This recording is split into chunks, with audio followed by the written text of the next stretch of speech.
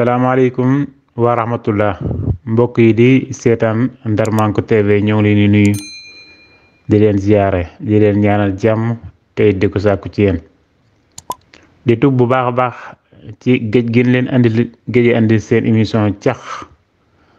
ñoo ngi koy tub bu baax tey ñu ñëwaat fas yéen ànd ak yéen ci émission bi di cax waaye balaa boobu it ñu ngi lay ñaan yow mi nga xam ne abonné ko ci canal bi nga abonné ngir yeneen vidéo yi bu mu ñëwee nga mën cee jot tey nag andi nañ leen ñetti cax ak ñaari bonus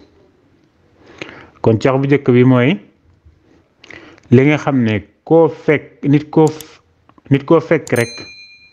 boo ko laajee ne ndax danga ko doon def déedéet rek la lay tontu même bu ko doon def sax boo ko laajee dana la déedéet waaye lu mu la tontu lu dul déedéet rek dangay xam ne li mu wax amul loolu mooy lan li nga xam ne nit koo gis rek boo ko laajee ne ndax danga ko doon def déedéet rek la lay tontu waaye bu la tontoo leneen lu dul déedéet sax dangay xam ne li mu wax amul loolu mooy lan. deuxième cax bi mooy rëbb bi nga xam ne maanaam bu rëbbee su jàppee day am ñaar waaye su jàppul nag day am ñeent loolu mooy lan. rëbb bi nga xam ne bu rëbbee la mi rëbb bu ko jàppee day am ñaar waaye bu ko jàppul nag day am ñeent loolu mooy lan. loolu mooy deuxième cax bi. troisième cax bi mooy li nga xam ne si loo ko laaj mu jox la ko waaye boo paree doo ko mën a delloo. li nga xam ne loo ko laaj rek da la koy jox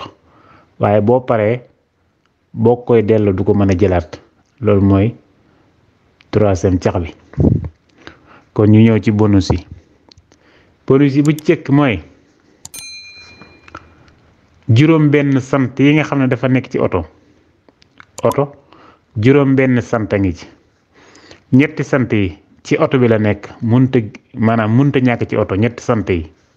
ñetti sant nit yi ci oto bi la nekk waaye yeneen ñetti sant yi nag yow yaa ko ciy def ngir nga mën a am li nga bëgg ci oto bi. léegi juróom benn sant yooyu yéen juróom benn sant la nga leeral ñu ko ci commentaire yi. juróom benn sant yi nga xam ne mi ngi ci biir oto ñett yi dafa ànd ak oto bi munta ñàkk ci oto bi waaye ñetti sant yi it maanaam yow yaa ko ciy def ngir nga mën a am li nga bëgg ci oto bi. sant yi nag mooy sant nit la nga bëgg